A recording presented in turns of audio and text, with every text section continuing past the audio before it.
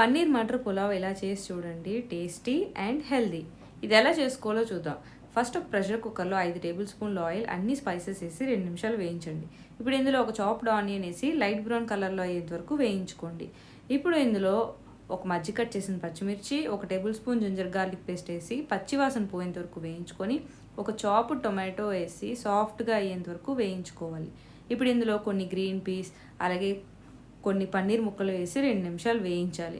ఇప్పుడు ఇందులో 1/2 table spoon పసుపు, 1 టేబుల్ స్పూన్ ఉప్పు, 1 టేబుల్ స్పూన్ కారం, 1 tablespoon garam masala powder, 1 tablespoon ధనియా పౌడర్ వేసి కొంచెం కొత్తిమీర ఆకులు వేసి బాగా మిక్స్ చేసి, దీనిలో 2 కప్పుల బాస్మతి రైస్ వాష్ చేసింది నేను వేసుకొని బాగా మిక్స్ చేసి, అందులో 4 కప్పుల నీళ్లు నేను వేసుకొని బాగా మిక్స్ చేసి, మీకు సరిపడా ఉప్పు వేసి మిక్స్ చేసి 4 విజిల్స్ వచ్చేంత వరకు వెయిట్ చేయండి.